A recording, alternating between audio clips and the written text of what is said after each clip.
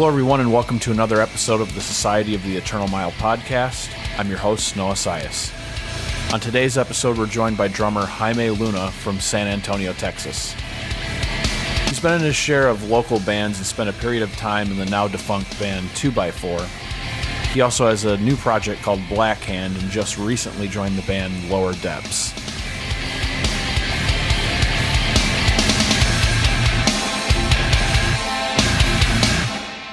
Make sure you're following the show on all social media at SOTEM Podcast.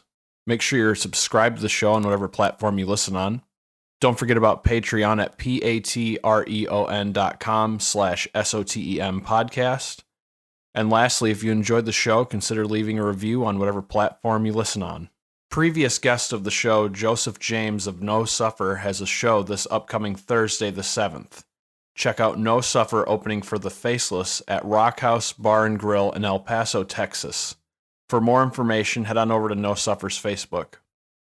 Before we get started, I just wanted to have a quick PSA for listeners now that we're hitting the colder months. A lot of bands have the rule of grinding spring through late fall for shows while taking the winter months to take time off. Others take on runs whenever they can get them. This past week, a band called Panzerfaust experienced every band's worst nightmare, black ice. They managed to flip their van and trailer and landed in a frozen creek. They managed to come out of it unscathed, but everything else was either destroyed or barely salvageable. I personally don't know this band, but seeing things like this absolutely breaks my heart. So I have a PSA that goes two ways here. For bands sticking to the grind throughout the entire year, please be careful on these winter drives. Drive on your terms with confidence. Being late to load in beats the hell out of potentially losing everything. And for fans of bands or bands currently off, keep tabs on where bands are touring currently. Offer up your homes to keep them out of the cold, or even throw them a couple extra bucks at merch to leave the van on for a little bit longer through the night. Family is everything, and that extends to your tour families too. But anyway, just wanted to get that out of the way. Let's get going with the show. My first interaction with Jaime was in the summer of 2015. 2x4 was the direct support for the second half of the Vertebroken tour. The first date was the Hoosier Dome in Indianapolis, Indiana. First day of a run can be a little hectic between making sure all your gear is good, knowing how to lay out your merch, and interacting with the rest of the package, all while keeping on a schedule for yourself. Introductions were brief until the end of the night. We definitely bonded very quickly. Jaime and I in particular had a running gag going just a few days into the run. It's commonplace to tell your package mates, good set, after they play. Jaime started the, hey man, terrible set tonight, or dude, shit show tonight gag. We definitely had a lot of laughs with that one. Through that whole run, I found myself hanging out with Jaime quite a bit. He's not only a funny guy to be around, but he's also very down to earth and easy to talk to, which is a huge plus on tour.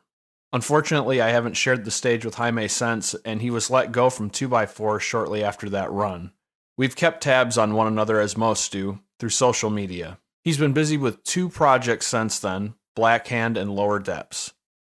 Plenty to talk about here, so here's my conversation with Jaime Luna.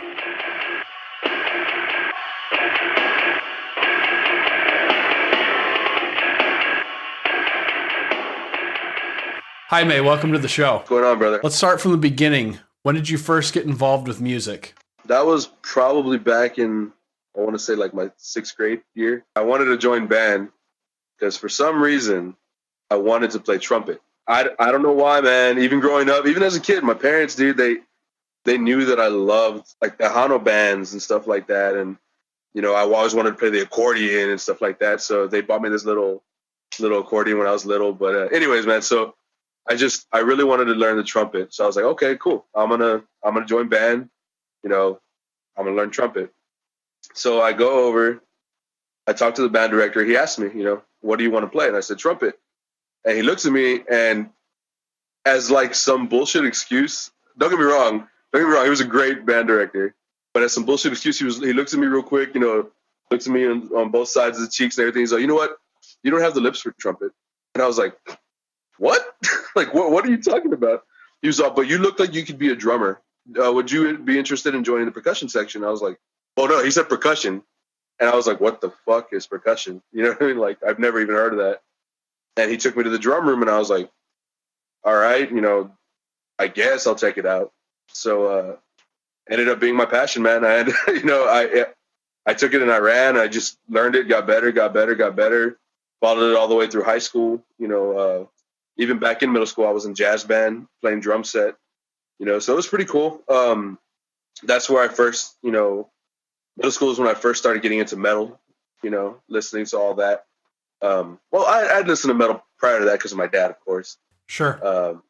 The middle school is when I started discovering bands like As I Lay Dying, Atreyu, Haste the Day, early Event Sevenfold. That was my shit, dude. The Rev was just an amazing drummer. And it followed all the way to high school, and it just grew and grew and grew, man. And I can't stop, won't stop. Haven't stopped since. It's funny, you and I have a similar story as far as our beginnings go with music. So I had started taking drum set lessons in like 4th grade or something like that. And went to go for, hey, 4th graders, here's the 5th grade band directors, and let's see if you actually can do anything. Yeah. And for whatever reason, everybody over in my class and really for my grade were just like, I want to be in percussion. Nice, so they had like 1 million kids wanting to play drums, and they looked at me and they said, well, drums are pretty full, but you look like you could play trumpet. And whoa! Yeah. How funny is that? And that is hilarious. And my folks were pissed because I had already been taking lessons, so I was a little bit ahead of the curve. And I remember my parents went down there and they threw a fit, and eventually I got into percussion, and I rode through that, 5th grade all the way through my senior year. And then I ended up doing 1 season of Drum Corps International after high school. So, and it's funny because most people that are on the show know me as a guitar player. But I totally did the whole percussion thing for a long time. That is sick, man. I remember going to all those DCI shows here in San Antonio. My parents would drop me and my boys off. We'd stay in the parking lot just watching those drum lines, man. Oh, yeah. Dude, lot warm-ups. Yeah, exactly, dude. Half the time we didn't even buy tickets, man. We just stayed outside in the lot, dude. I didn't know that about you. That's actually really impressive. Not to brag about myself, but I kind of attribute that to me being rhythmically aware. You know what I mean? Yeah, absolutely. Yeah. So let's talk about some of your early bands. You've been in a handful of local bands in your area throughout the years. My first band was actually a cover band. It was called Astaroth. Some of my friends, I had always listened to a little bit of metal, like old school metal, like Metallica, Megadeth, stuff like that. But I never got too in depth with it. My friend came up to me and he saw me, I was practicing on the drum set, and he came up to me and he was like, hey man, my current band, is looking for a drummer. And I was like, oh, that's cool. I didn't think he was going to ask me. I thought he was going to ask me, do you know anybody, I was like, oh, that's cool, man. I'll keep a lookout. And he was like, no, we practiced just down the street. We're wondering if you wanted to try out. And I was like, oh, okay. Yeah, I'm down. It was walking distance. I've never been in a band. I was nervous as shit, So we get to the practice spot, and these guys are a few years older than me, man. They're, I was 14 at the time, and they were about 17, 18, 19. You know what I mean? So we got to jamming. They remember the first 3 songs we covered were Four Horsemen by Metallica, The Trooper by Iron Maiden, and Mr. Crawley by Ozzy Osbourne. Dude, I had such a good time with that, and we took it and ran, and dude, we were good. I don't mean to toot our own horn or anything, but we were good. We were really good. Especially one of the factors that played into it was the fact that we were so young, playing music that came out before we were even born. And, playing on those bars, every weekend, people were just loving it, absolutely loving it. But I was so young that they let me in to play. And as soon as we were done playing, they kicked my young ass out. My little dude, I was the only one sitting on the curb waiting for my dad to come pick me up if he wasn't there at the time, just kicking rocks and shit, I'd be all tired. The bartenders and the owners would come up to me like, hey, you're a sick drummer. You're amazing. great, but you need to get the fuck out. So that was a good time, man. I did that for quite a while.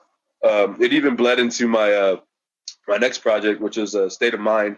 That was my first original band, and we were more on the hardcore side, listening along the lines of like Ceremony and Have Heart type music. And one of my biggest things was I was always a metalhead, kind of stuck in a hardcore scene. You know what I mean? Sure. Not stuck, not like I didn't want to be there, but I just that's where I blended in with all my friends. And so really, all my life, I never really got to play the kind of metal that I wanted to play. I was always playing hardcore music, which is nothing wrong with that. I had tons of fun with my friends, man. Tons of fun with my friends. So State of Mind was, it was me and a bunch of friends from high school. Matter of fact, one of my close friends, I was in drumline with him, and he didn't know how to play bass or anything like that. We just gave him a bass and we're like, hey, dude, fuck it up. Let's do it. Let's try it. So we, bunch of learning experiences for all of us, man. And it was a good time. We went out there. My boy Art is the vocalist, fucking crazy motherfucker. I'm talking like hanging upside down for rafters. You know what I mean? Like really putting on a show, dude. And that was so tight. I loved it. We did our thing for maybe like a year and a half, I want to say. And then everybody, we were all at that age where, some of us wanted to go to college. Some of us wanted to figure out what we were going to be doing for the next few years of our lives. So, of course, we disbanded after a while. And for a while, I wasn't doing anything. And then one of my friends hit me up and was like, hey, my friend's band is looking for a drummer. I honestly, this is pretty much, you're going to hear me say this at least 5 or 6 times throughout this. My friend's band was looking for a drummer. That's exactly how it started. She hits me up and she's like, hey, my friend's band's looking for a drummer. They just lost theirs. I know you're a good drummer. I know that you would get along well. You have a nice personality. You'll be able to blend in with these guys. I listened to the music. It was definitely different. It was more on the metal side. This was before the Gale, by the way. I met a lot of my friends that are still my best friends today from that band. We still hang out. I'm still in projects with them. It was definitely on the metal side, but had a little more electronics to it. A lot of breakdowns. That was my first band that I was in that we had 2 vocalists. It was definitely something that it was a good experience for me. You know what I mean? And then that bled into, actually, we played a show at the infamous White Rabbit, like always. That's where we always play.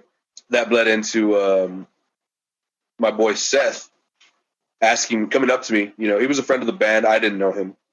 And after we played, he came up to me and was like, hey, man, I have this band. We're looking for a drummer to fill in. And at first he just said fill in. And I was like, okay, cool. I'll learn the material. Checked out the material. And it was great, man. It was more, it was like melodic hardcore. And it had some metal aspects, but it also kept its hardcore roots to it, which I really dug. At that point, I had never really heard anything like it, which was great. You know what I mean?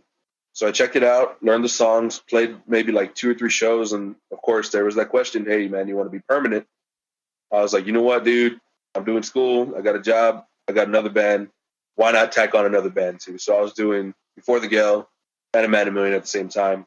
After A Man a Million, these bands kind of started bleeding into each other. I started noticing, and so did Before the Gale, that I was bleeding into I was putting more effort into A Man a Million more than I was Before the Gale. And I would show up for Man a Million practices, but I would start bailing out on Before the Gale. I just kind of had like a more interest, moving forward. Before I knew it, it was time that, I quit. I basically quit, or they let me go. I don't remember what it was. But, there wasn't any hard feelings or anything. But that allowed me to do A Man a Million. And then with the Man a Million came Summits, my next project, which my boy, he he told me that their drummer had quit, and they're looking for a new drummer. They heard about me. I knew them for a while. They hit me up. I learned the material, showed them to practice one day, and that band was fun, man. Summits, that was Man a Million and Summits. Actually, all the bands really, but I learned a lot from all these bands. It's interesting. to hear your experience with all of that, and also to put that against what I've heard from previous guests on the show, how one of their favorite areas to be in as far as shows are concerned is Texas. So I Oh think yeah, I think for a local band, I think Texas is really like a gold mine in a sense where there's always opportunities. absolutely, absolutely. And Texas is fucking huge, man. Like it's insane. You can do week. Like Jay said, I think it was Jay mentioned that you could do a whole week of touring just in Texas alone. So let's talk about 2x4. How did you get involved with those guys? Same story, man. I was at work. I was working at a Toyota plant at the time, and my boy Seth Webster, I think he's the current bassist for To Speak of Wolves, actually. And he's been a good friend. He had filled in for some of my local bands at the time. I've known him for a while. He was running, or not. I don't know if he was running, but yeah, he was running this agency where he was seeking talent and stuff. And he randomly called me one day. I was like, "Hey, man, are you still?" At this point, I think he had already moved to Nashville. He's like, "Hey, man, are you still doing drums? You still drumming? You still gigging?" And we're like, "Yeah." Every now and then, every chance I get, because at the time the job I had was very demanding. And I was like, yeah. I was like I said, I was actually at work. I wasn't supposed to be on my phone. I just hid somewhere, and I was like, yo, what's up, dude? And he hits me up, and he's like, hey, man, so I got this band. They're looking for a drummer, and I know you haven't done much of the touring aspect that you said you wanted to do. And this band tours, like a lot. And I was like, oh, shit, that's rad. If you could send me maybe like a link or something, I'll check out the music. So he sent me the music, and again, still at work, had to find a better hiding spot this time because I was going to play some music. And I was checking it out, and I was like, holy shit, man! Like this is metal. Like this is what I've been waiting for, basically. You know what I mean? Like, and I was super excited. I was so giddy. And I told him, yeah. I was like, you know what, dude? Like, I'll do a tryout video. I'll send it to them. I'll see if they like me, and we'll take it from there. Because I was acting like I had already had it, and I was like, wait, shit, I still got to try out for this shit. You know what I mean? Right. So they told me to. I got in touch with Jason, and he told me to do a video for Dead Days. It was one of their older songs, and so I jammed that song for a while. Woke up one day, jumped on my kit, recorded it. Very, very shitty quality, by the way, on my fucking phone, whatever phone I had at the time. That's all I had. I recorded it the best I could, sent it to them, and from what they heard, they liked it. They wanted to meet me. They wanted to check it out. So that day I went back to work. That night, I should say, I was on nights, and I told Seth that I was down. Told him I wanted to do it, and they're like, "Okay, cool." And then all of a sudden, it was like, well, they leave for Michigan in, I think he said like 3 days. And I was like, what? And he was like, yeah, man, they're taking off in a bit. They're going to go record a new album. And I was like, am I supposed to be on that trip? And he was like, yeah. And I was like, okay, well, so I put in my 2 weeks, which was technically only 2 days. I came home, told my parents. They were excited for me. Very supportive parents, by the way. I learned all the material for the most part. Quit my job, drove the 5 hours to Dallas because that's where they were stationed at, and jumped in a van with 4 dudes that I've never met before in my life, and took off to Michigan. Hi, what's going on? My name's Jaime. Let's get the show on the fucking road. You know what I mean? Like, let's do it. So it was wild, man. I've never even, at that point, I had never even gone further than like Corpus with somebody I didn't really know well, So I jumped in a van. For all I know, these guys were taking me to God knows where. You know what I mean? But really cool dudes. We drove all the way to Michigan to record at Random Awesome with Josh Schroeder. We were going to be there for about, I want to say, a week to record, a week and some change. And then right from there, we were leaving to start our tour. And it was about my first tour, which was about a month. So anyways, we did the album. It was 1952. Then took off on that tour. It was, if I remember correctly, it was us headlining. Left Behind was with us. Eavesdropper was on half the tour. and the other half was, I believe, Dealey Plaza, and that was awesome, man. Me meeting that first off, meeting Left Behind. Oh my God, those guys are insane. I love them so much. They are so fun to be around on tour. They're wild as hell. They know how to have a good time, and they know a lot. They taught me a lot. Same with the 2x4 boys, Eavesdropper, amazing dudes, dude, and then Dealey Plaza. Oh man, that's when I realized Justin was filling in on drums at the time for Dealey Plaza, and that's when I realized that I wasn't really alone. Like I wasn't just the only guy that is kind of new to this. I think that was also his first tour. Actually, I need to backpedal a little bit. That wasn't my first tour. My first tour was a week and some change run with this local band from San Antonio called Thin Ice, and those guys, they hit me up because my boy Drew, their drummer, who by the way is one of in my books one of the best drummers in San Antonio. He couldn't, for some reason, whatever reason it was, couldn't do that run, and they hit me up about it, and I was thrown back, man. I was like, you want me to try to fill that kid's shoes? Like, oh my God, this guy is nuts, dude. Like, I'm talking like his feet just don't stop, bro. Like, he just keeps going, and he's solid as hell. So that was pretty cool. We did a week run. I want to say we ended in not ended, but the whole reason was to get to Nashville to play Stand Together Fest with. We played with My Children, My Bride, and Shah Hulu. And dude, when I saw that flyer, I was like, "Are you kidding me right now? Like, we're gonna be playing a festival with all these killer bands." And I mean, Strengthen What Remains was on there.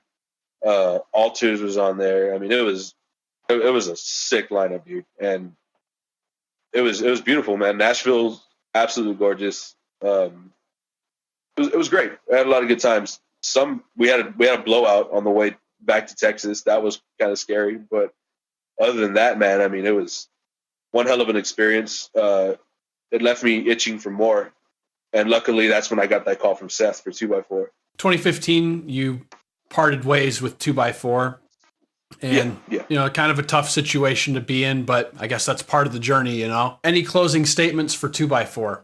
Yeah, they taught me so much, good and bad, really. Being on the road, it's one of the lessons that I learned was that you do have to kind of have that, you have to have that ability to separate your personal life back home from the life that you're living on the road. Because, I mean, your states, your hours, you're sometimes days away from home. For me, it was just the situation I was at, personal reasons as far as like relationships and everything like that at home. It was just cutting into my playing at the time. And I didn't realize it. I really didn't. I was having such a good time. It was almost like, this ride is never going to end. But I didn't realize that, all the arguments, all, being afraid of what was going to happen when I got home, everything that I was going through, I didn't realize that it was affecting my playing. You can't be that selfish and not realize that, it's just affecting you, because it's not. It's making your band as a whole look like shit and sound like shit. And I never realized that my personal life was cutting into my tour life. And, we got back from the last tour that I did with them. We got back home, and, they kind of came up to me and they're like, "Hey man, we really need to talk to you." And at the time I was going through hell, bro. Like, that was like the last thing that I needed. And they didn't even have to say anything. I just knew that they were, going to let me go. And, I definitely acted very immature about it. They let me go, and I didn't even want to talk to them. I didn't even want to look at them. Not the way you want to leave. You know what I mean? And that's on me. And it took a while to realize that I acted very, very childish about it. But once I got over it, I realized, I would have never had the experiences that I had if it weren't for them. And so that's it. That's that. The 2x4. It wouldn't be too much longer after that before Blackhand would get started. Tell us a little bit about that. Yeah. So my vocalist Raul is a pain in my ass, and he man, that dude is very persistent, and he kept, even while I was still in 2x4, he wanted to start something with me. I was like, you know what, dude, like I have nothing going on right now except for work. I can't sit still when it comes to drumming, man. Like I need to be doing something, whether it just be jamming by myself or jamming with somebody else. So I finally got home. I got settled back in San Antonio, because at the time I was living in Houston. I moved back to San Antonio, got my job back, got my life back together. I was like, you know what? Let's do it. I want to do it. I need to play a show. It's been like 2 or 3 months, and that's as far as I want to go without playing a show. I had a chance to listen to your guys' demo, and it is just thick. At the same time, it has, as I've stated on a previous episode, I have this thing with my listening experiences where I tend to like visualize a location of a band in their music, and it's just got that gritty ass Texas just like heat. You know what I mean? Hell yeah, dude. Thank you so much, man. That means a lot, dude. How's the response been in your scene to the demo and the band? Truthfully, it's we have a lot of friends and a lot of people that don't know us personally that really, really like the band, but at the same time, like I said, we're not hardcore. We don't have these little, we have maybe one like little breakdown-ish part. Some people have fun with it, some people don't, but at the end of every set, we always get people coming up to us, hey man, that was amazing. You guys are great musicians. I love the way you sound. Not to knock anybody in the scene, but we don't sound like anybody else here, and that's what we were striving for. We don't want to sound like bands that are already established in the local scene here. We want to bring something different. So a lot of South Texas people too. All my family and friends in McAllen, Laredo, all those people, man, dude, so much support. They love us. They bring us down there all the time, and we love playing down there. We've gotten a lot of positive feedback from it. I haven't really heard anything negative. I mean, not that I heard. But Anything left for you guys for the remainder of the year? We like playing as many shows as possible, but at the same time, we do realize that it's not necessarily something that we can do all the time. Sure. So we have a handful of shows lined up for the remainder of the year. We're still writing. We're supposed to do a split with a few bands. So we should, if everything goes as planned, be back in the recording studio sometime by the end of this year. Yeah. You've recently joined Lower Depths. Go ahead and tell us about that. So my boy Isai, he's the vocalist for Lower Depths. I've known him for quite a few years. I'm like back in the State of Mind days. I've known him for a while when he was still in the Wastoids and stuff like that. We played a show together, Lower Depths and Black Hand at this bar. And you know what? Actually, I scratched that. That was a lie. Isai just went to the show. He was there hanging out with us. Came to sit with me, and we're talking, eating tacos because that's what we do. And he had mentioned that his boy Anthony, their drummer, got this great job opportunity in Georgia. Good for him. He moved, did his thing. And they were looking for a drummer. And I jokingly was like, you know what? Hey, let me drum for you, bro. Let me drum for you. And he kind of looked at me and he was like, I'm down if you are. And I was like, oh, shit. Okay. Yeah, fuck it. Let's do it. Let's see what I can do. See if I can help y'all out.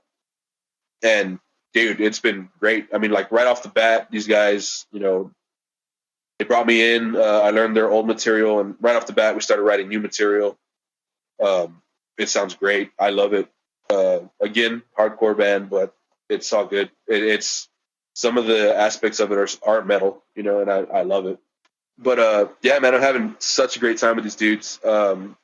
It does help that Black Hand and Lower Depths play shows together. So they're, I'll play twice in one night, a few nights, which is great for me. I love being behind the kit, whether it's for 30 minutes or for an hour. I don't care. I just love doing it. I love, and I think you have to love doing what you do, man. Absolutely. And, So, just playing twice in one night every now and then is great. Um, Being able to surround myself with the same people is great. We're all homies. Raul and Isai, they've known each other forever, probably longer than I've known Isai. Everybody knows everybody, and I dig it. It's like a family down here, man. I love it. All right, so let's switch it over to some gear talk. What kind of setup are you rolling with these days? The kit that you saw me playing on that tour, the D-Drum Defiant series, still got that, baby. Try to keep it as clean as possible. Try to maintain it. It's been my baby for years, and I don't plan on getting a new one anytime soon. One thing that I did pull from that tour was Saluda cymbals, Saluda Earthworks cymbals. All of them are Earthworks. I have 14-inch hats. I have an 18-inch crash. I have a 20-inch crash ride. I have a 22-inch ride and a 17-inch China. And they're all Saluda Earthworks. And those are my babies. And no, you can't borrow them. Nobody can borrow them.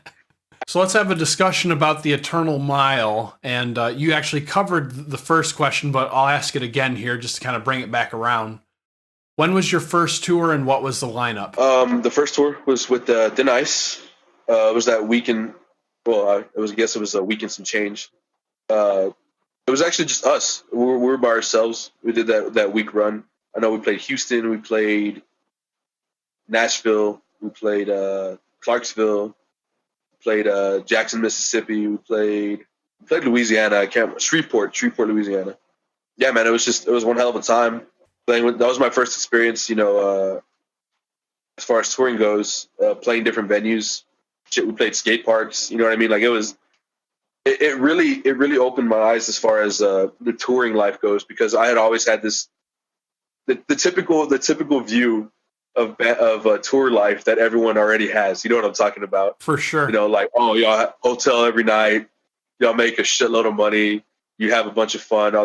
Basically, that was my view on it at the time before that. And when I got out there, I was like, okay, I was completely fucking wrong. Like, this is complete opposite. Like, we sleep in the van. Every now and then, somebody will be like, hey, come sleep on the floor at my house. Grateful for that. You know what I mean? So it was definitely a really, really fun tour.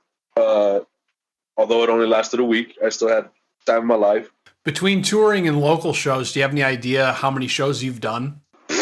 Oh, dude. Even if it's just a rough guess. I mean, it's definitely in the hundreds. Definitely in the hundreds. I mean, shit, just 2x4 alone probably put me in the hundreds. Every tour, you play about, 30 nights? Yeah, around there. Roughly, you know what I mean? If you're on, like, a month-long tour. 4 or 5, maybe 600 shows. Yeah, because I've been playing for a while, man, and telling you, like, all these bands bleed into each other. There's times where I play 3 or 4 times a week with 4 different bands, you know what I mean? So it's got to add up. Do you have any particular markets that you enjoy playing in? Texas? No, I enjoyed the Northeast. The Northeast is pretty cool. Actually, just the East Coast in general was really nice. Nothing against the West Coast. California, you're always going to have fun in California. Every memorable show that I'll bring up if asked has to be like in the Northeast somewhere. There was one show we played in, or actually, technically, we didn't play, actually, thanks to the boys in Burials, who were, oh my God, they literally destroyed, not them personally, but, their crowd was just, they got so violent, dude, that the cops were called. They shut the show down right before we played. Burial season, baby. Those guys, they don't fuck around, dude. They playing up in that Northeast, man. It was pretty tight. It was pretty tight. Very, very, I don't want to use the word violent, but that's pretty much what it is, violent shows. Any favorite venues? I don't know if anyone's ever going to say this, but I always enjoyed Cloud Springs Deli, man.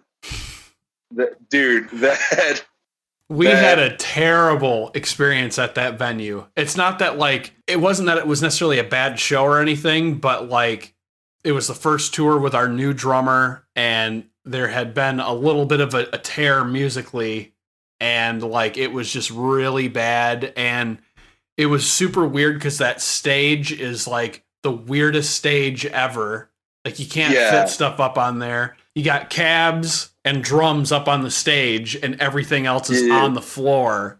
And it's just really weird, but continue. Yeah, it's a pretty weird setup. I want to say we played there like 3 or 4 times, maybe. Yeah, I get what you're saying. I think there was only one show that they actually put me on the stage, and everybody else stayed on the floor. After that, every time we played, it was always on the floor. All of us were on the floor. Kids in that area always show up. They always show out, dude. I love sliding into that wrestling ring that's there, pissing the owner off every time. That was the best.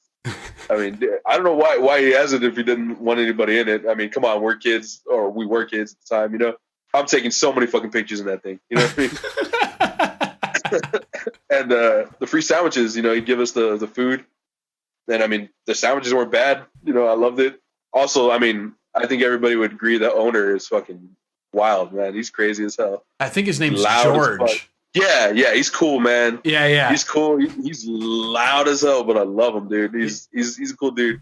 I remember we played that venue with Left Behind, and Left Behind, you know, they always strive to be the loudest and meanest band on the package. You know, that's their drive. And for whatever reason that night, dude, it was the first and only time that for some reason we were louder than them. And dude, the owner was so mad. Dude, we were so fucking loud. Dude, we were knocking like pictures off the wall loud. Like shit was on the wall falling down loud. And I didn't even, because you know I play with the clicks. I didn't know how fucking loud we were. You know what I mean? Like all I hear was the clicks. I don't even hear myself at the time. You know? Right. And you know, I didn't realize that until I looked over and I see him fucking pacing back and forth, like yelling at people, pointing at us and shit like that. I'm just like, I don't know what we're doing, but apparently we're fucking it up. I don't know. Like, I think we're ruining the show for this guy. I don't know. But yeah, I always had a really good experience there, man. So that was probably one of my favorite venues. As even though technically it's just a sandwich shop, but I mean, whatever. Still a great venue. As I've mentioned before, sometimes those non-venues are always the greatest experiences. Yeah. How about a favorite city to have a day off in? I really enjoyed Pittsburgh. I've said this to a few friends before, and you know, of course, I'm going to sound biased because I live here, but San Antonio is it's more than just home to me. Like it's everything to me. I love the city. I love how beautiful it is. Coming home to it every tour was always a gift for me. You know, it was I love the city to no ends. Not just San Antonio, but Texas. If I had to live anywhere else outside of Texas, it would be Pittsburgh. That place, it's kind of old timey. You know, they still have like brick roads and shit that we were taking. Little mom and pop shops from where we were staying. It was just, you know, the scene there is pretty sweet. It's just a beautiful city, man. It really is a beautiful city. I appreciate it. What would you consider to be the biggest rookie mistake being on tour? I guess it would be expecting that things will go right, because there are so many times where they just don't. They just don't, man. Like you'll be guaranteed a certain amount of money, and half the time you either don't get that amount of money, or there's some people that just don't pay you out at all. You know, there's a lot of sketchy promoters out there, man. One of the great debate questions: day shift or night shift for driving? It would definitely be night shift for me. I'm a night owl. During the day, that's when I get my sleep. Night shift, definitely. And you know what? With it's funny because when people talk about stuff like that, it's like with Jason, man, that dude always drove. Always. Like, I think I only drove the van maybe 2 or 3 times the entire time I was in 2x4. Dude, and it wasn't even like hey, Jason, like, you drive. No, it was like, I'll drive. Like, he would never let any of us drive. I mean, I'm not complaining, you know what I mean? Like, I was like, oh, fuck it, you know, I don't got to drive. You know where you're going. Oh, shit, dude. Okay, so one of the funniest stories, man. We were leaving a venue, and we were going to get some steak and shake, bro.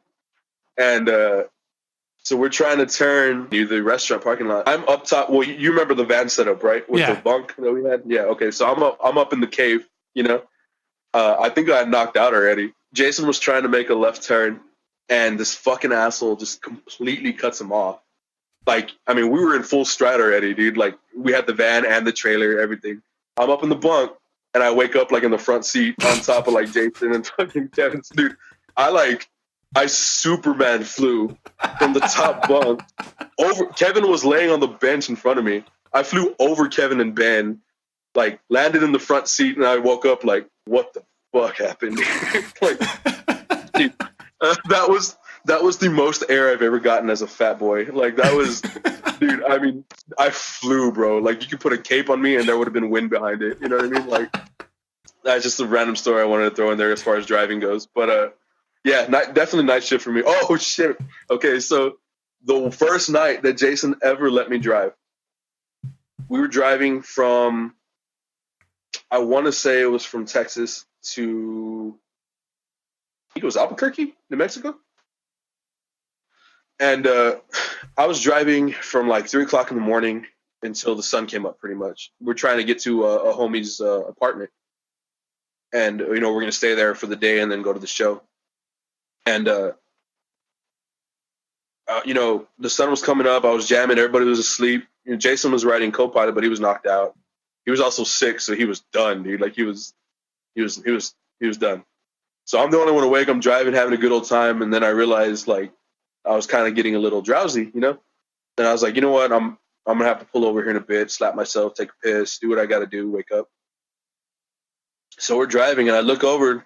We're still on the freeway, and I look over and I see a sign that says Las Vegas, and I had a fucking heart attack because I did not know that there was like a Las Vegas, New Mexico, or something like that, and I thought that I drove straight all the way to fucking Nevada, dude, and I was like, how am I gonna explain this?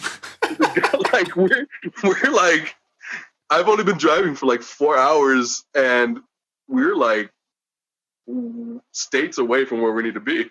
Like I was like, well, fuck. So that's when I decided to pull over, and dude, I shit you not, everybody was still asleep. So we pull over to this gas station, or I pull over to this gas station, and I get out, and I'm literally pacing outside the van. Like, how am I going to explain that? Like, how am I going to explain this to Jason? How am I going to explain this to the guys that I'm in the wrong state? Like, what? It was a straight shot too, Like, I didn't take no exits. I know I didn't take any exits. So I'm like pacing in front of the van, just like, oh my fucking god, dude! Like, what am I going to do? So I go inside, I buy water, try to calm myself down, I take a piss, and I asked the guy, I was like, "Where are we?" And he's like, "You're like still in New Mexico, you know that, right?" And I was like, "Wait, really?" He's like, "Yeah." And I was like, "But I just saw a sign that says Las Vegas." He's like, "Yeah, there's a Las Vegas, New Mexico." And I was like, "Oh my god, thank you!" Like, I literally dropped to my knees, dude, in the middle of a fucking gas station parking lot. Like, I was just like, "Oh, thank you, Jesus, thank you so much." Like, and we got to the apartment maybe like an hour from there, man, and it ended really well. Thank God for that. But yeah, that was pretty, and the entire time everybody was still asleep, so nobody knew, the troubles that I had gone through up until the point up until we got to the apartment. That I had like fucking anxiety attacks and shit. Like I was just like freaking out, dude. Like it was pretty funny. So in my experience on the road, I found that a lot of people have misconceptions about what it is that we do. And as you know, a lot of people over glamorize it. What's been some of the wilder things you've been asked or told in regards to being on the road? It's funny because, my mom, typical Mexican mom, always bragging about me to her friends, "Oh, my mijo, my son, he's a drummer. He does it professionally now. He's on a touring band," and I love her to death. She does that, but she doesn't tell them any details about what actually happens. So when I come home, I'll go with my mom to, say my aunt's birthday party or something like that. And she'll bring family that I haven't seen in years. And they've all heard about me. They've all heard, "Oh, he's a big shot now. He's been on tour." Dude, they think that I'm like drumming for Megadeth or some shit. Like, they're like, dude, they're like, "Wow, so a career in being a touring drummer, and you make all this money. Like, you must be well off, being able to do what you love." And I was like, first off, I do what I love, but No, I'm broke as shit. Like, I'm super broke. I'm more broke than I've ever been in my life. Like, it goes back to, the whole Walmart parking lot thing too. Like, dude, people think that we're staying in high class hotels every night, that we trash the fucking hotels, that we're doing cocaine off hookers' assholes. You know what I mean? Like, dude, no. Like, oh, that was the other one. Everyone thought, oh, you're in a touring band. You're going to be surrounded by women. You're going to get your pick of the litter. All this other stuff. You must be, smashing chicks left and right every night. I'm like, bro, you see that dumpster over there? That dumpster smells better than my ball sack does right now. like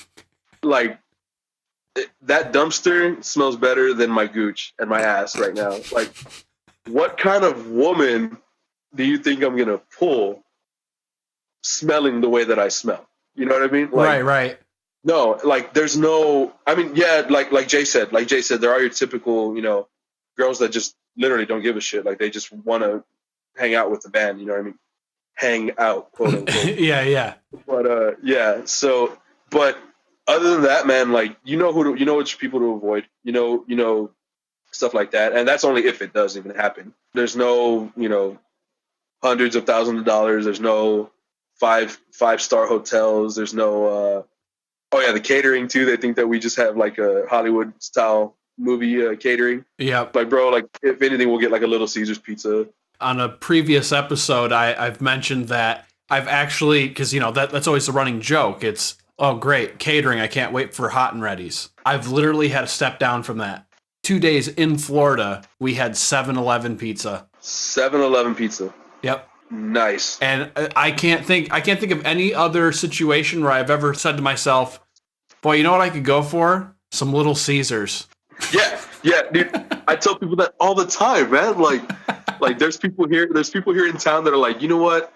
Let's get some pizza. Let's get some Little Caesars. I was like, dude, it's literally cardboard, like, with pepperoni on it. Like, why do you want Little Caesars? I don't understand. And I don't get me wrong, it's affordable. I get that, but fuck, I've never, like you just said, I've never been sitting here like, you know what? I want like 2 Little Caesars hot and ready, like right now, like stacked. Like, no, fuck no. Like, oh my God, I got so tired of Chipotle real quick. Cause I mean, they do have this thing where you call them, tell them you're in a touring band. I had my little spill, and I was the one that would always call, and I would use my name. My name would be James, because I shit you not, I said Jaime one time and they hung up on me like immediately. And I was like, okay, fuck my life then, like, so ever since then I became James. And it would be like a thing to where, I'd be asleep and then Kevin would turn around and look at me and be like, hey man, I think James needs to make a few phone calls, And I'd be like, oh shit, is it time to eat already? Like, let's see if I can find anything. But yeah, coming home, seeing a Chipotle now, I'm just like, I can't do it, dude. Like, I really can't.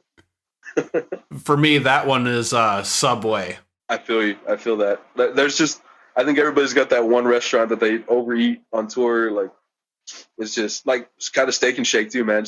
I got introduced to, I mean, I'm not tired of Steak and Shake. Don't get me wrong.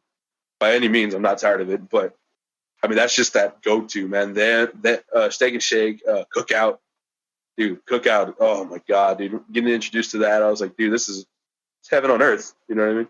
So I got a quick story to share. That's one of the questions that we usually do after the less glamorous moments in your career.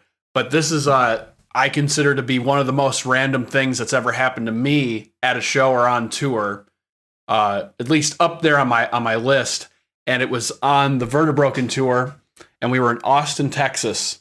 And it was when the Prestige was leaving early from the run, and we're all behind Dirty Dog in Austin. That you had those pedicab drivers. Oh, dude, I know exactly what you're talking about. So for anybody who's played at Dirty Dog, you know that loading in and out of there is just a train wreck.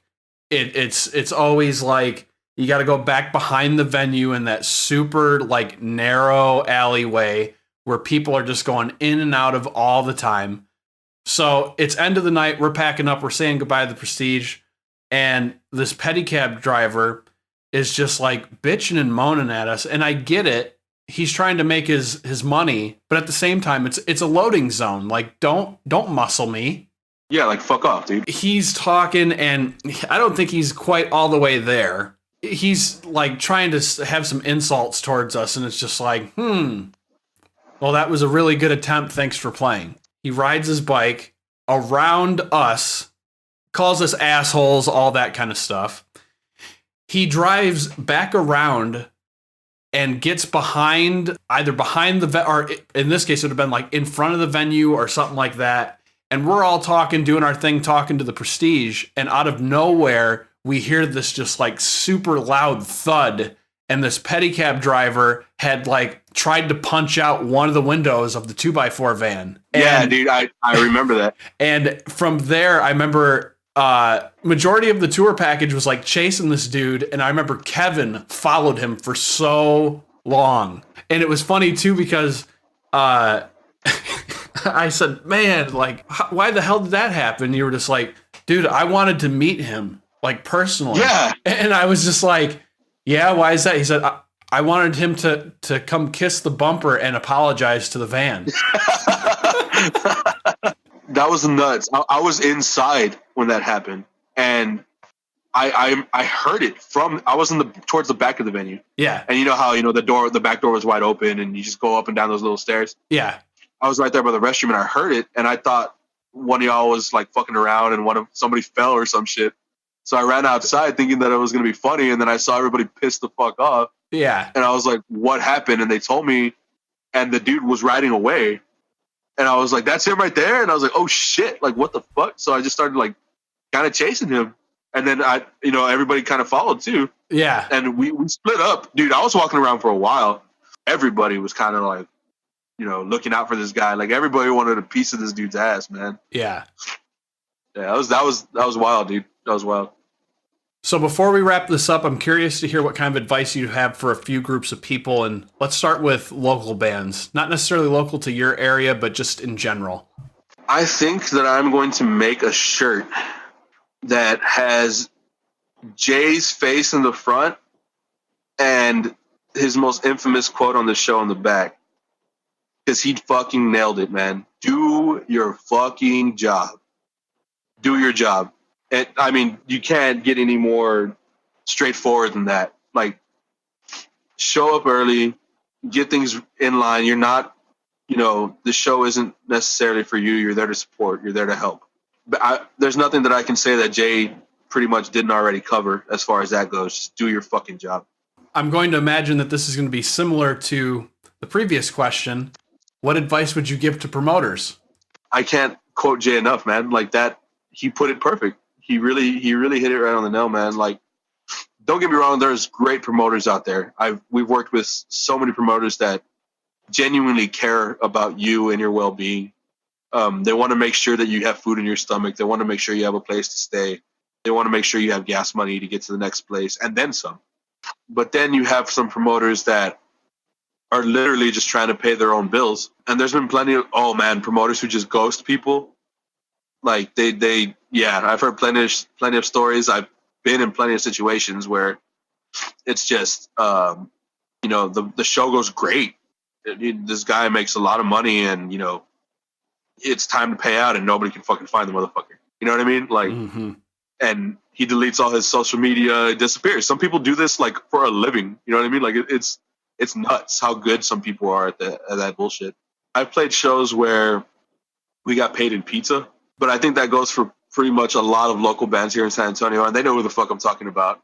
That piece of shit promoter, man. Genuinely does not care. Like, he'd come up. I remember one time he came up to me and he was like, dude, you guys absolutely killed it. Oh, my God. That sound is just so amazing. And we hadn't even played yet. You know what I mean? Like, he's just full of shit, promising us set time, like, prime time, set times, 8:30, 9 o'clock, 9:30. We ended up opening at like 6, promising us like 80 to a bill a night, paying us in one large pepperoni pizza from the venue. So just do your job, take care of yourself and take care of the bands, really. But more importantly, just don't ruin somebody else's experience because you can't keep up with it. You know? Lastly, what advice would you give to bands hitting the road for the first time? Again, expect the unexpected. Shit can go your way, shit can go sideways. It can go either way you want it to or you don't want it to. Wipies, bring wipies. Actually, one of the things that I did at the time when I was joining 2x4, I had a gym membership to Anytime Fitness, and I think it was like $20 a month. And Anytime Fitness is a 24-hour gym, and it's like kind of like a private gym. Like you need a key to get into the gym whenever you want. They have showers there. There's actually a lot of Anytime Fitness locations around the country. So I was paying $20 a month, and if there was an Anytime Fitness around the venue or around the city we were at, guess what we were doing? Showering, wiping our asses, cleaning our gooches. You know what I mean? Like, and getting a workout in. Some of us would actually work out before we actually showered to break even more of a sweat. So, I mean, it was just, we're there at 11, midnight, 1 o'clock in the morning. Nobody else is there. We all just run in, take turns showering, and we bounce. It's not a big deal. That was probably one of the smartest things I did, but wipies, definitely. Be kind. I know there's going to be situations where you kind of have to be a little harsh, but for the most part, you're out there, you're promoting your music, you're doing what you love, and you wouldn't be able to do that if it weren't for the people that paid to see you. You wouldn't be able to do that if it weren't for the people that paid for your music. You wouldn't be able to do that if it weren't for the people like the better promoters who were kind enough to give you a shot. Be kind. Always introduce yourselves. Be very professional. Meet as many people as you can because there are so many nice people out there. Do what you do and have fun. You need to have fun. Absolutely, you need to have 100%. If you're not having fun, then you should not be doing it. Before we go, let's do a quick plug for Black Hand and Lower Depths. Where can people find that? Both of those are on Bandcamp, Lower Depths HC, and Black Hand is one word, BLACKHAND. And you should be able to find it. Jaime, thank you so much for being on the show. Lots of great conversations. Good luck moving forward with your projects, and hopefully our paths cross again soon. Absolutely, man. Dude, thank you so much for having me. Pleasure talking to you, man.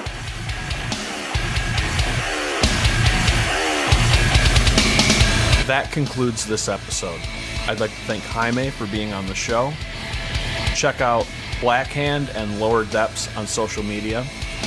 Also be sure to check out 2x4. Make sure you're following the show on social media, subscribe in your podcast app, leave a review if you have a minute, and if you enjoy the show, head on over to Patreon and show your support.